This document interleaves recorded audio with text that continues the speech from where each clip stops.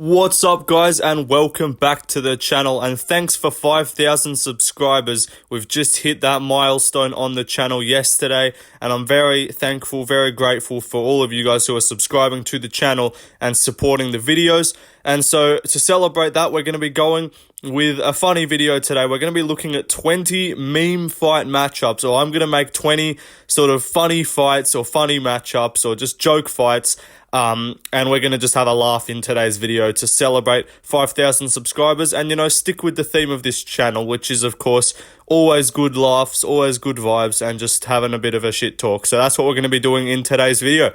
Let's get into it with the first matchup. And we've got Brandon Morenos versus Francis Ngannou. Now, this is a matchup that's gone down in all of time. This is a widely debated one that has swept the MMA community for quite a while now. When we're talking about hypothetical matchups, when we're talking about fights that can't happen but would be very interesting to see, this is the top of the list. Brandon Morenos versus Francis Ngannou would be a very interesting fight to see. I do think the size and the power of Francis Ngannou could give the Morenos problems, but if they did combine a speed attack and a coordinated attack, they could get the better of Francis Ngannou. So this would be an interesting one, and I would love to see it go down in the octagon. But let's move on to the next matchup. We've got Bo Nickel versus a chimpanzee. Now, this is a new one that has come up in the community. This is a newly debated MMA matchup, and of course it came after Bo Nickel went on Joe Rogan's podcast, or went on some podcast,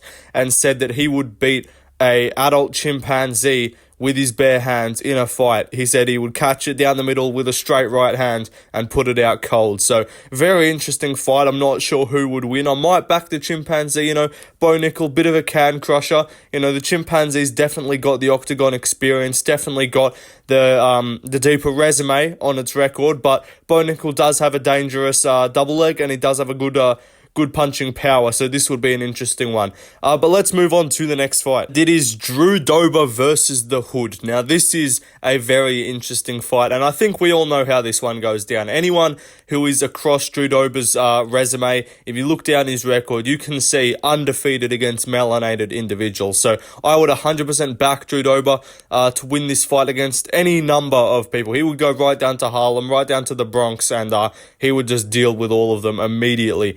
He's got the power, he's got the motivation statistics, 100 out of 100 motivation for Drew Dober. And the Hood, they just wouldn't have the intelligence. They're just well known to not be as intellectually intelligent as Drew Dober. And yeah, that's just what would happen. I think Dober, knocks them all out in the first. So yeah. But let me know in the comments if you think Dober would be able to handle the entire Hood. But let's move on, while obviously wearing his own hood, if you know what I'm saying. But let's move on to the next matchup. We've got Manel Kape, the based one himself, versus CKB. Now again, much like Dober versus the Hood, there's just... the CKB stand no chance. The Hood stands no chance, Manel Kape, he would just deal with all of these guys. He has... he's not a DNA abomination, and so he would obviously win. He's got that advantage on his side, and I think he would get this one done quite comfortably. As he told us already, CKB is indeed a bunch of, you know the word, I'm not going to say it, but he would obviously beat them all because he's just got superior DNA, he's got warrior genes, and yeah, he would get it done in the first. But let's move on to another matchup. This is a newly contested one. It's Shamil Gaziev versus a treadmill. Now, obviously, anyone with a brain knows how this would go down. Of course, the treadmill, even on 5 kilometers an hour, even on the lowest speed possible, would of course be too much for Shamil Gaziev because he would just gas out immediately. But obviously this one started circulating after his absolutely horrific performance against Jairzinho Rozenstruik, where, he walked forward with a big menacing grin, and he basically gassed out and quit and lost vision in his eyes. He's that obese. The arteries were just that clogged up that he couldn't even get vision to his brain, or to his eyes, sorry, and yeah. He just lost vision, and he died, and he quit, and he gave up. So I think the treadmill would be, while difficult, it would not be the most difficult. I think if we're looking at something like a beep test, that's really the undoing for Shamil Gaziev. Or maybe even a diet, maybe fasting is something that he could struggle with. But apart from that, the treadmill would still be a very difficult matchup, and I think it would be favoured around minus 400 to Shamil Gaziev at maybe a plus 300 odds in this matchup. But let's move on to another fight. And we've got our first tag team match. Not the type of tag team that fucking Peyton Talbert's getting ran on him. But what's it called? Yeah, we're looking at Peyton Talbert and Jeff Molina on one side, and then we've got Ramazan Kadyrov and Hamza on the other. So we're looking at a tag team, we're looking at a 2-on-2 match, and yeah, this would be an interesting one. Obviously, Peyton Talbert and Jeff Molina, they of course have maxed out zestiness statistics, and obviously Kadyrov has maxed out authoritarian dictator statistics. So this would be very interesting to see, and yeah, it would be a good matchup to go down. I can put this on Saudi Arabia. Hamzat's already fighting Whitaker. Put him earlier on the card. This is the opening prelim. We need to open up the prelims with this fight. Hamza and Kadyrov versus Talbot and Molina in a tag team match. But let's move on to the next fight. And this time we've got a triple threat match. We've got, for the Cuck MFA title, we've got Sean O'Malley versus Ian Gary versus Adam 22. In a triple threat match. This would be an incredible spectacle, and this needs to go down, and we need to have the ultimate cuck crowned. I do think Adam 22 would be favoured around minus 200. Ian Gary probably coming in at maybe like minus 110 as like an even money kind of favourite, and then Sean O'Malley, I think, although definitely in the running, I think would come in last. Just slightly less of a cuck, but still, of course, definitely a cuck. So he would probably be coming in around plus 150 for who would win the Cuck MFA title. But this is something that we need to see. This needs to go down.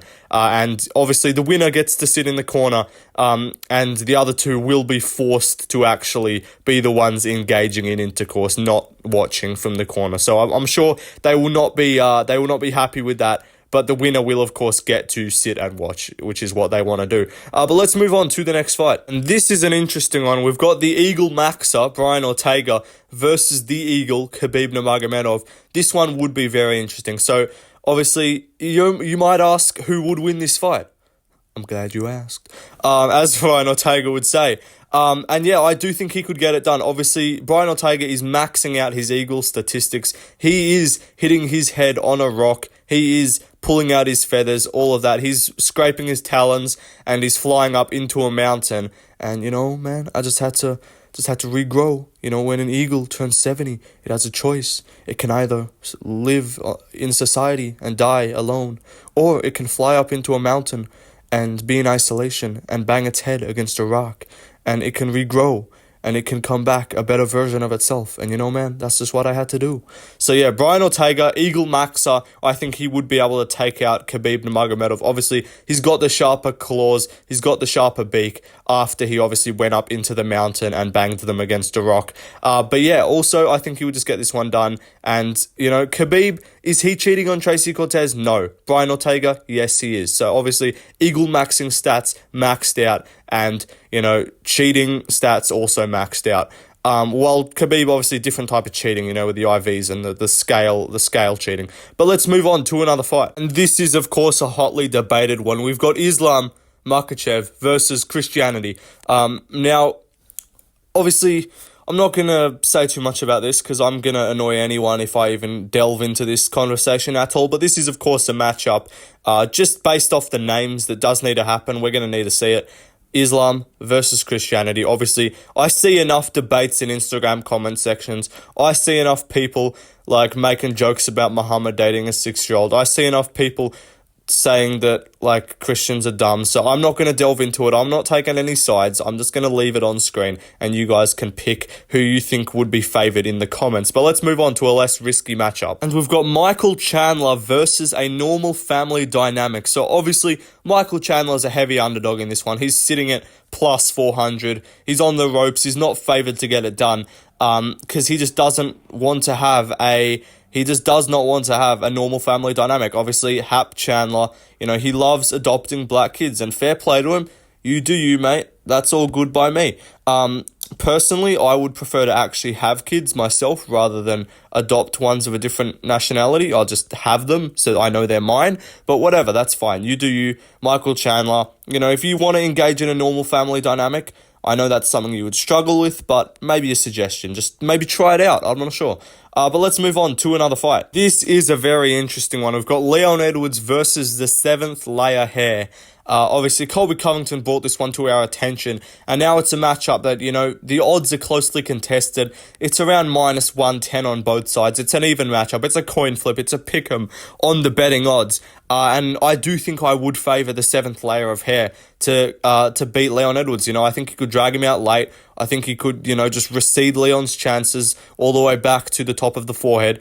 And I think it could slowly just deteriorate that hair away, and it could get it done. So I'm taking 7th layer hair to beat Leon Edwards. But I do think we could maybe see a split decision on the scorecards.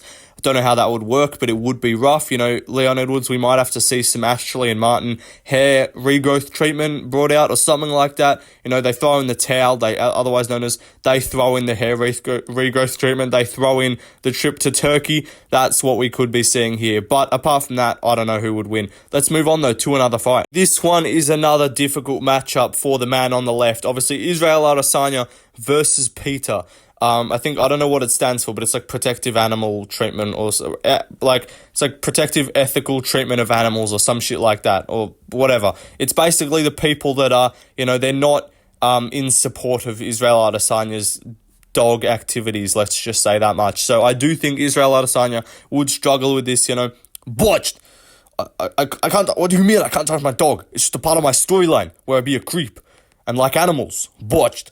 But yeah, I do predict that Peter would get this one done. I think Izzy would be found guilty of being an absolute abomination, and I think he would be locked up like a prison. Just. I don't know what I'm doing here. Let's move on to another fight. This has been an ongoing matchup that's been, it's contested for a while. I think we're in the 5th and final round, We're going to see who is the winner that's crowned pretty shortly. It's Hamza Chimaev versus entry into the United States, or it's Hamza Chimaev versus having a successful and approved visa. It's something he's struggling with. He is on the ropes. He's been 10-8'd multiple times. He showed up at the border, and they're like, go back to where you came from. Like, there's Trump at the border is going, Hamza Chimaev, I don't know what this guy's doing. I can't really do a Trump impression, but you know what I mean. Hamza Chimaev, he ain't getting in. The relationship with Kadyrov, it ain't doing him well, and he ain't getting into the country, let's just say that much. So I think he would lose this match. I think he is already losing. He's down on the scorecards, you gotta pull this shit out the fire. Come on, Leon, son, you got it, man. Don't let him bully your son. That's what Kadyrov's saying to Hamza. He's like, brother, you must get into this country. You must plan terrorist attack. So yeah, Hamza Chimaev in desperate need of a visa. Don't think he's getting one. Let's move on though to another fight. And this one is an interesting one. We've got DC, obviously Daniel Cormier versus Marvel. So this is an interesting one. I do think that if DC did have a bucket of popcorn chicken on the line, I think I would back him to get it done on the scorecards or maybe find a late TKO. But if not, if he's got no other motivation, like food-wise, I do believe that the entire Marvel Cinematic Universe would be able to get it done. But other than that, if you say DC, you take out all these guys, we give you a bucket of popcorn chicken, he goes like, yeah, man, I'm getting this shit done, and he's single-legging all of them, and he's just overhead slamming every single one of these fuckers. So yeah, interesting fight. I think I would favour the MCU, but of course, much like Dober versus the Hood, the motivation is a big aspect. So if DC's got the motivation of some delicious food, I think he could get it done. But let's move on to another fight. We've got Jamal Hill versus negative comments or any type of feedback that isn't just literally saying he's the best person ever. It's a tough one. He's down 10-8 on all scorecards going into the second round. I think he's actually suffered multiple 10-8 rounds because Jamal Hill is incapable of taking feedback on board. He's incapable of not just making an entire 20-minute YouTube video when someone leaves one comment. When people leave comments on my videos saying some shit, I don't make response videos. I just post them on my community tab, and everyone in the comments just laughs at them because they can't take a joke. But with this, Jamal Hill, people will just say like, personally, Jamal Hill, I actually do think that you aren't the best striker to ever live. And they'll just be like, statistically, if you look at my stats, last fight, Glover Teixeira beat him 50-45 or 50-44. What have you guys done? Who have you beat? Or like he'll go in the comments and be like, where's your title? Where's your light heavyweight world title? It's like, bro, calm down. All we're saying is that you literally are not the best pound for pound fighter to ever exist. And then you're just taking that personally. Like, you were ranked number 6 when you got a title shot. The only reason you got it is because Walker and Ankalaev, because Blachowicz and Ankalaev went to a draw. You were going to fight Anthony Smith on paper. You would have lost that. The only reason you got lucky and avoided the Anthony Smith on paper treatment is because the fight went to a draw and you got a short notice opportunity and you beat Glover. Fair play. But don't just act like you are undeniably the champion. Like, yeah, guess what, buddy? You lost your belt because you got injured.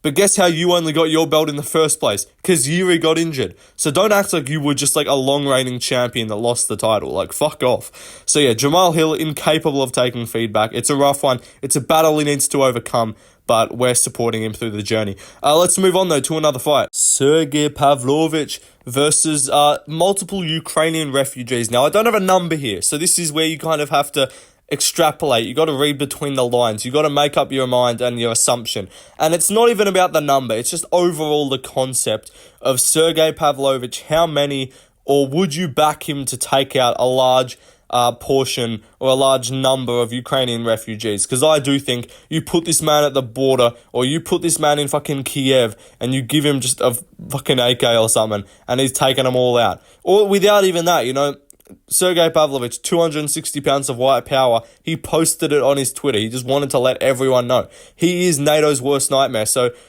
no matter how many American tax dollars the US government uses to send enforcement to Ukraine, fucking Sergey Pavlovich with his 260 pounds of white power and his fucking NATO's nightmare mentality, he's taken them all out. So yeah, Pavlovich, I'm backing him to get this one done against really any number, to be honest. To be honest, I don't even know to go, to be honest. I just showed up and it's just Romas.